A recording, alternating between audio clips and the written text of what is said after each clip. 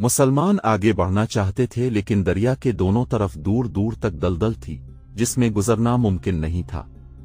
बाज़ मुअर्रिखों ने लिखा है कि यह दलदल दरिया के दोनों किनारों से लेकर 1 मील दूर तक फैली हुई थी। ये इलाका सतह समंदर से कई सौ फुट नीचे था और वहां इस दौर में निशेब ज्यादा थे। देखा गया कि वहां दरिया के किनारे टूटे हुए नहीं थे। फिर यह पानी कहां से आ गया था जिसने इस निशेबी इलाके को दलदल बना डाला था? कुछ दूर ऊपर जाकर देखें, एक मकामी आदमी ने बताया। मुखिल में रूमी फौज के दस्ते रहते थे। वो यहां से चले गए। ऊपर की तरफ जाकर उन्होंने दरिया में पत्थरों का बंद बांधा और दोनों किनारे तोड़ दिए। इस तरह ऊपर से ये पानी यहां आकर जमा हो गया और फैलता चला गया। रूमियों ने मुसलमानों को रोकने का बड़ा सख्त इंतजाम किया था। रूमियों ने गालिबन ये सोचा था कि मुसलमान सहरा में मैदान में चलने और लड़ने के आदी हैं और वो दलदल में से नहीं गुजर सकेंगे। अगर उन्होंने ये सोचा था तो बिल्कुल ठीक सोचा था। दलदल मुसलमानों के लिए बिल्कुल नई चीज थी। उनके लिए तो चट्टानें और पहाड़ियां भी नई चीज थीं। लेकिन उन्होंने पहाड़ी इलाकों में भी लड़ाइयां लड़ी थीं और दुश्मन को शिकस्त दी थी। वो दलदल में से भी गुजर जाते लेकिन उनके पास इतना वक्त नहीं था। सालार शर्जील ने दलदल से कुछ दूर हटकर अपने दस्तों को एक तरतीब में कर दिया। दाएं और बाएं पहलुओं पर अबूबैदा और उमरो बिन अलास थे। सवार दस्ते की कमान ज़रार को दी गई थी। खालिद को वो दस्ते दिए गए जिन्हें बयान की तरफ जाना था। खालिद हरावल में थे। कुछ आगे गए तो दलदल ने उनके पांव जकड़ लिए। खालिद अपनी आदत के मुताबिक दलदल में से गुजरने की कोशिश करने लगे लेकिन दलदल ज्यादा ही होती गई और वो मकाम आ गया जहां दलदल में से पांव निकालना भी नामुमकिन हो गया। चुनांचे वो दलदल में से निकलने लगे। निकलना भी दुश्वार हो गया।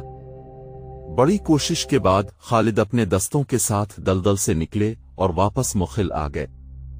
रूमी सालार सकलार तजर्बाकार सालार था। वो जंग के लिए बिल्कुल तैयार था।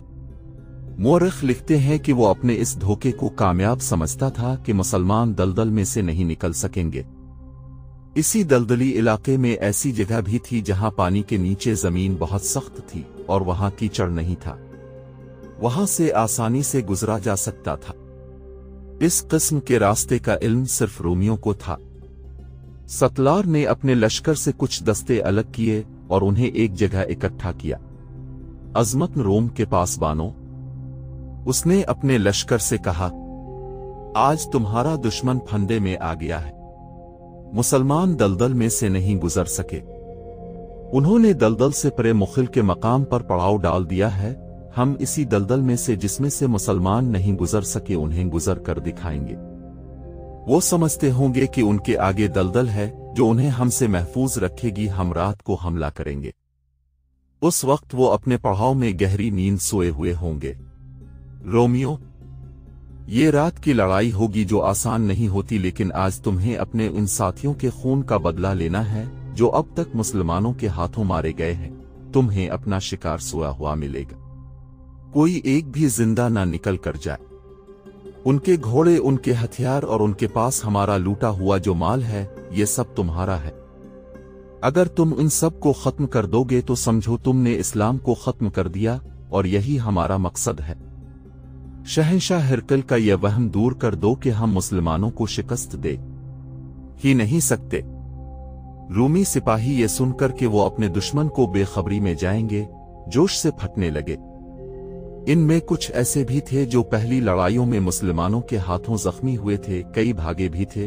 वो दांत पेस रहे थे। वो इंतकाम की आग में जल रहे थे और वो मुसलमानों को अपनी तलवारों से कट्टा और बर्छियों से छलनी होता देख रहे थे। जियत 13 हजरी का सूरज गुरूब हो गया तो रोमियों के सालार सकलार ने अपनी फौज को तैयारी का हुक्म दिया।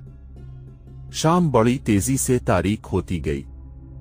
सकलार ने पेश कदमी का हुक्म दे दिया। इसे दलदल में से गुजरने का रास्ता मालूम था। अपने दस्तों को इसने इस रास्ते में से गुजारा। जब तमाम दस्ते गुजर आए तो सकलार ने उन्हें इस तरतीब में कर लिया जिस तरतीब में हमला करना था। यह हमला नहीं शबखून था और यह एक तरफा कार्रवाई थी। इस तरतीब में सकलार ने अपने दस्तों को महल की तरफ पेश कदमी का हुक्म दिया। वो खुद सबसे आगे था। उसने पेश कदमी की रफ्तार तेज रखी ताकि मुसलमानों को उनके आने की खबर हो भी जाए तो उन्हें संभलने की मोहलत ना दी जाए। रूमी इस जगह पहुंच गए जहां मुसलमानों का पड़ाव था, लेकिन वहां कुछ भी नहीं था। सकलार जासूसों को कोसने लगा जिन्होंने इसे बताया था कि पड़ाव फलां जगह है। उसे अल्लाह अकबर के नारे की गरज सुनाई दी। इसके साथ ही मशलें जल उठीं। सकलार ने देखा कि मुसलमान न सिर्फ बेदार हैं बल्कि लड़ने की तरतीब में खड़े हैं। सालार शर्जील मोहतात सालार थे। उन्हें यहां आकर जब मालूम हुआ था कि ये दलदल कहां से आ गई है तो उन्होंने महसूस कर लिया था कि रोमियों ने उनका सिर्फ रास्ता ही नहीं रोका बल्कि वो कुछ और भी करेंगे। रूमी यही कर सकते थे कि हमला कर दें। चुनांचे शर्जील ने शाम के बाद अपनी फौज को सोने के बजाय लड़ाई के लिए तैयार करा लिया था। इसके अलावा उन्होंने अपने जासूस दलदल के अर्द गिर्द फैला दिए थे। रूमी जब दलदल में से गुजर रहे थे, एक जासूस ने शर्जील को इत्तला दे दी कि दुश्मन आ रहा है। शर्जील ने अपने दस्तों को एक मौजूद जगह जो उन्होंने देखे ली थी जंगी तरतीब में खड़ा कर दिया। मदीना वाल। सकलार ने बुलंद आवाज से मुसलमानों को ललकारा, आगे आओ, अपना और अपनी फौज का अंजाम देखो, हमला करने तुम आए हो। शर्जील ने ललकार का जवाब ललकार से दिया, आगे तुम आओ, तुम इस दलदल से निकल आए हो, अब हमारी दलदल से निकल कर देखो। रोमियो, कल सुबह का सूरज नहीं देख सकोगे। ललकार का तबादला होता रहा। आखिर सकलार ने अपने एक दस्ते को हमले का हुक्म दे दिया। उसने ये चाल चली थी कि इसका दस्ता हमला करके पीछे हिट आएगा तो मुसलमान भी इसके साथ उलझे हुए आगे आ जाएंगे। लेकिन शर्जील ने पहले ही हुक्म दे रखा था कि दिफाई लड़ाई लड़नी है। उसके मुताबिक मुसलमान जहां थे वहीं रहे। रूमी मौजों की सूरत में उन पर हमला करते थे और मुसलमान हमला रोकते थे, अपनी तरतीब नहीं तोड़ते थे। सालार शर्जील रात के वक्त चाल चलने का खतरा मोल नहीं लेना चाहते थे। उनकी नफरी रूमियों के मुकाबले में बहुत थोड़ी थी। इसे वो कारगिर अंदाज से दिन की रोशनी में ही इस्तेमाल कर सकते थे। सकलार गालिबन इस धोखे में आ गया था कि मुसलमानों में लड़ने की ताब नहीं रही। इस ख्याल से इसने मौज दर मौज हमलों में इजाफा कर दिया, लेकिन मुसलमानों ने अपनी सफों को टूटने ना दिया। वो आगे बढ़कर हमला रोकते फिर अपनी जगह पर आ जाते। रूमी हर हमले में अपने जख्मी छोड़कर पीछे हट जाते। एक हमले की क़ियादत सकलार ने खुद की। वो अपने दस्ते को ललकारता हुआ बड़ी तेजी से आगे गया। मशलोहे की रोशनी में मुसलमानों ने रूमियों का परचम देख लिया।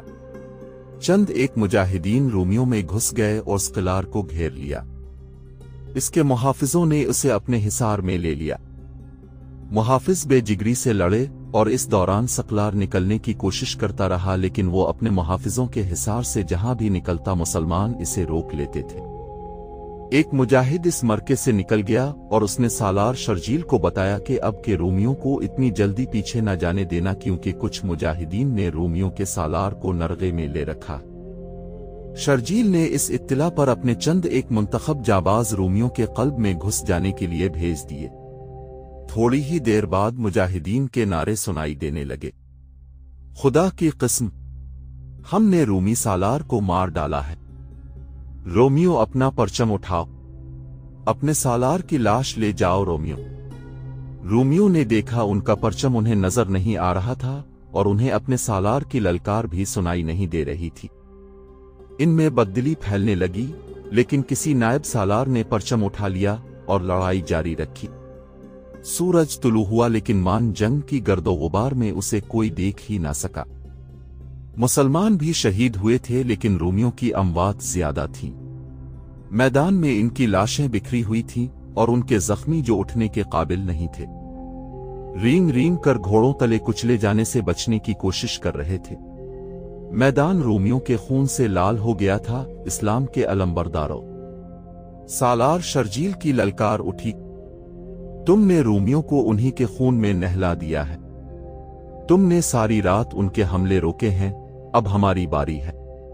अल्लाह अकबर का नारा बुलंद हुआ। शर्जील ने अपने दाएं पहलू के एक दस्ते को आगे बढ़ाया।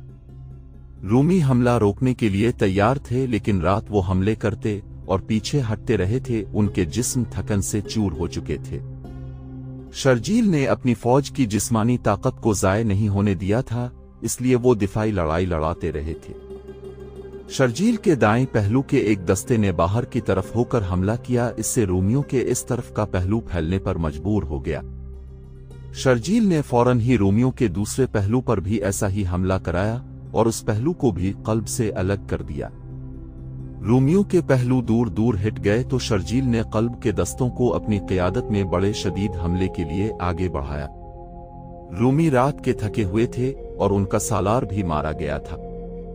साफ नजर आ रहा था कि इनमें लड़ने का जज्बा मांद पड़ चुका है।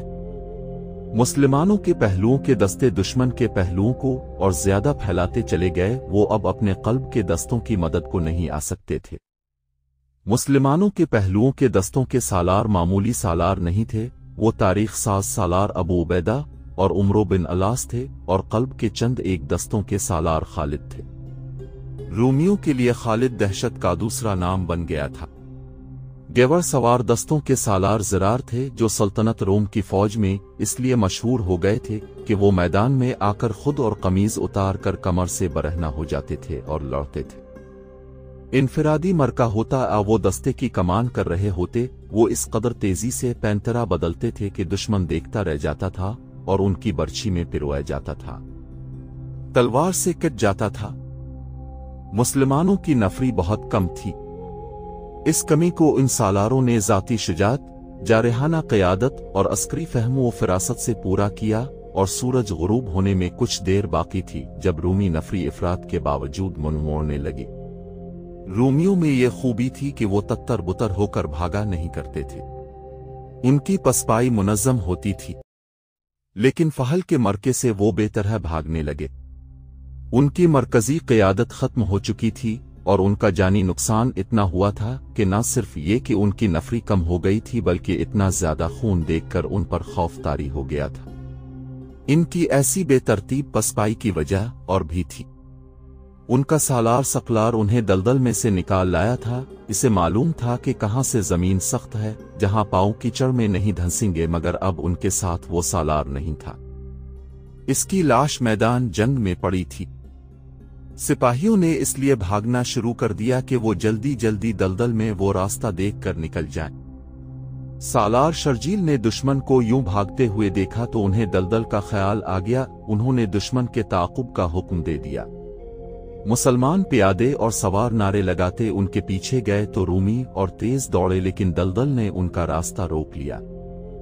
हर बोंग और अफरा तफरी में उन्हें याद ही ना रहा कि दलदल में से वो कहां से गुजर आए थे। उनके पीछे भी मौत थी और आगे भी मौत थी।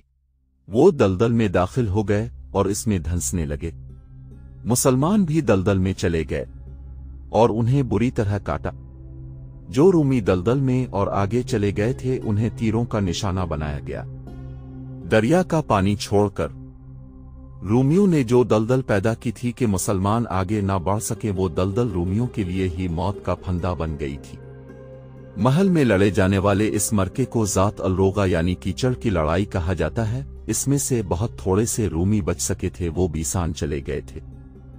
इस मरके में 10,000 रूमी मारे गए थे और जो जख्मी होकर मान जंग में रह गए थे उनकी तादाद भी कुछ कम नहीं थी।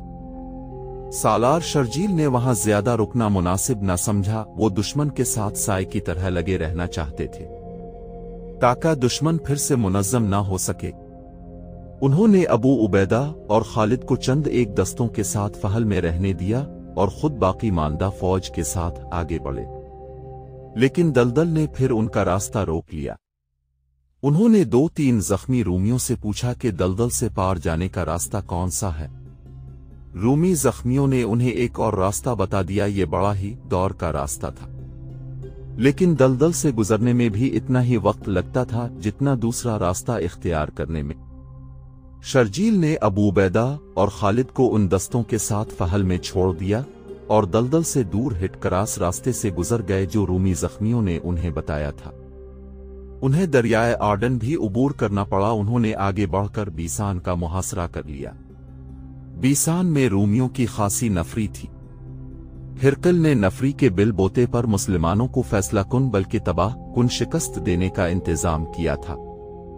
इसके मंसूबे की पहली ही कड़ी नाकाम हो गई थी। फहल के मरके से भागे हुए रूमी चंद एक ही खुशकिस्मत थे जो दलदल में से निकल गए थे। उनकी पनाह बीसान ही थी। बीसान का रूमी सालार इस खबर के इंतजार में था कि उसके साथी सालार सकलार ने मुसलमानों को बेखबरी में जा लिया है और मुसलमानों का खतरा हमेशा के लिए टल गया है। लेकिन चौथी शाम बीसान में पहले रूमी जख्मी दाखिल हुए। जख्मी होने के अलावा उनकी जहनी हालत भी ठीक नहीं थी। थकन और खौफ से इनकी आंखें बाहर को आ रही थीं। उनके होंठ खिले हुए थे और वो पांव पर खड़े रहने के काबिल भी नहीं थे। बीसान में दाखिल होते ही उन्हें बीसान के फौजियों ने घेर लिया और पूछने लगे कि आगे क्या हुआ है। काट दिया, एक सिपाही ने खौफ और थकन से कांपती हुई आवाज में कहा। सबको काट दिया, मुसलमानों को काट दिया। उनसे पूछा गया। नहीं, सिपाही ने जवाब दिया, उन्होंने काट दिया, कीचड़ ने मरवा दिया। इसके साथ कुछ और सिपाही भी थे। उनकी जिस्मानी और जहनी हालत भी इसी सिपाही जैसी थी। उन्होंने भी ऐसी ही बातें सुनाई जिनमें मायूसी और दहशत थी। उनकी ये बातें इस रूमी फौज में फैल गईं जो बीसान में मुकीम थी। इस फौज में ऐसे सिपाही भी थे जो किसी न किसी मरके में मुसलमानों से लड़ चुके थे। उन्होंने फहल से आए हुए सिपाहियों की बातों में रंग आमेजी की। उसका असर रोमियों पर बहुत बुरा पड़ा। मैं कहता हूं वो इंसान है ही नहीं। एक सिपाही ने मुसलमानों के मुताल्लिक कहा, हमारी फौज जहां जाती है मुसलमान जैसे वहां उड़कर पहुंच जाते हैं। उनकी तादाद हमसे बहुत कम होती है। एक और सिपाही ने कहा, लेकिन लड़ाई शुरू होती है तो उनकी तादाद हम से ज्यादा नजर आने लगती है। दहशत के मारे हुए इन जख्मी सिपाहियों की बातें जो हुआ की तरह बीसान के कोनों खुदरों तक पहुंच गई थीं, जल्द ही सच साबित हो गईं। एक शोर उठा, मुसलमान आ गए हैं। मुसलमानों ने शहर का मुहासरा कर लिया है। और उसके साथ ही बीसान के अंदर हड़बों मच गई। इन लोगों में से कोई भी किले से बाहर नहीं जा सकता था।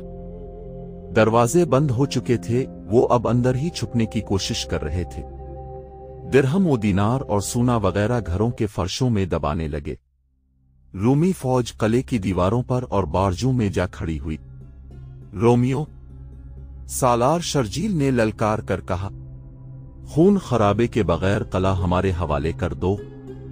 इसके जवाब में ऊपर से तीरों की बोछड़ें आईं, लेकिन मुसलमान उनकी जद से दूर थे। रोमियो, सालार शर्जील ने एक बार फिर ऐलान किया, हथियार डाल दो, जिज़्या कबूल कर लो। नहीं करोगे तो बीसान की ईंट से ईंट बजा देंगे। तुम सब मुर्दा होगे या हमारे कैदी। हम किसी को बख्शेंगे नहीं। रूमी फौज में तो मुसलमानों की दहशत अपना काम कर रही थी, लेकिन इस फौज के सालार और दीगर ओहदेदार जंगजू थे। अपनी अस्करी रवायत से इतनी जल्दी दस्तबरदार होने वाले नहीं थे। उन्होंने ना हथियार डालने पर आमादगी जाहिर की, ना जिज़्या की अदायगी कबूल की। मुसलमान एक रात और एक दिन मुसलसल लड़े थे। फिर उन्होंने भागते रोमियों का ताक़ुब किया। फिर बीसान तक आए थे। उन्हें आराम की जरूरत थी। शर्जील ने उन्हें आराम देने के लिए फौरी तौर पर किले पर धावा ना बोला, अलबत्ता खुद किले के अर्द गिर्द घोड़े पर घूम फिर कर देखते रहे कि दीवार कहीं से कमजोर है नहीं या कहीं से सुरंग लगाई जा सकती है। 7-8 रोज गुजर गए। रूमी इस खुश फहमी में मुब्तला हो गए कि मुसलमान किले पर हल्ला बोलने की हिम्मत नहीं रखते। लेकिन रूमी सालार यह भी देख रहा था कि उसकी अपनी फौज की हिम्मत मांद पड़ी हुई है। उसने अपनी फौज के जज्बे को बेदार करने के लिए यह फैसला किया कि वो बाहर निकलकर मुसलमानों पर हमला कर दे और किले की लड़ाई का फैसला किले से बाहर ही हो जाए। अगले ही रोज किले के तमाम दरवाजे खिल गए और हर दरवाजे से रूमी फौज रुके हुए सैलाब की तरह निकली। इसमें ज्यादातर सवार दस्ते थे। उन्होंने तूफान की मानिंद मुसलमानों पर हल्ला बोल दिया। मुसलमानों के लिए यह सूरत हाल गैर मुतवक्के थी। इनकी नफरी भी दुश्मन के मुकाबले में कम थी। पहले तो ऐसे लगता था जैसे रूमी मुसलमानों पर छा गए हैं और मुसलमान संभल नहीं सकेंगे, लेकिन सालार शर्जील आम सी किस्म के सालार नहीं थे। उन्होंने दिमाग को हाजिर रखा और कासिदों को दौड़ा दौड़ा कर और खुद भी दौड़ दौड़ कर अपने दस्तों को पीछे हटने को कहा। मुसलमानों ने इस हुक्म पर फौरी अमल किया और पीछे हटने लगे। इसके साथ ही शर्जील ने बहुत से मुजाहिदीन को किले के दरवाजों के करीब भेज दिया। इनमें ज्यादातर तीर अंदाज थे। उनके लिए यह हुक्म था कि रोमी वापस दरवाजों की तरफ आएं तो उन पर इतनी तेजी से तीर फेंके जाएं कि वो दरवाजों से दूर रहें। शर्जील और उनके कमांडारों ने अपने दस्तों को मुहासरे की तरतीब से मैदान की लड़ाई की तरतीब में कर लिया। वो इतना पीछे हिट आए थे कि रूमी किले से दूर आ गए। अब शर्जील ने अपने अंदाज से जवाबी हमला किया। रूमी अपने हमले में इतने मगन थे कि वो बिखरे रहे। मुसलमानों ने हमला किया तो रूमी बेतरतीबी की वजह से हमले का मुकाबला न कर सके। वो किले की तरफ दौड़े तो उधर से मुसलमानों के तीरों ने उन्हें गिराना शुरू कर दिया। मुसलमानों की तीर अंदाजी बहुत ही तेज और मोहलिक थी। रूमियों का लड़ने का जज्बा पहले ही टूटा हुआ था, अब जज्बा बिल्कुल ही खत्म हो गया। रूमियों का जानी नुकसान इतना ज्यादा था जिसे वो बर्दाश्त नहीं कर सकते थे। आखिर उन्होंने हथियार डाल दिए और शर्जील की शर्तें मानने पर आमादगी जाहिर कर दी। उन्होंने जिज़्या और कुछ महसूलात की अदायगी करने की शर्त भी कबूल कर ली और किला मुसलमानों के हवाले कर दिया। ज़ी-उल-हज 13 हजरी के आखिरी हफ्ते में बीसान मुकम्मल तौर पर मुसलमानों के कब्जे में आ गया। उस वक्त अबू उबैदा और खालिद फहल के शुमाली इलाके में पेशकदमी कर रहे थे। अंतिके के बड़े गिरजे का घंटा बीच रहा था। ये बहुत बड़ा घंटा था। इसकी आवाज सारे शहर में सुनाई देती थी। नूर के तड़के की खामोशी में उसकी डन नॉड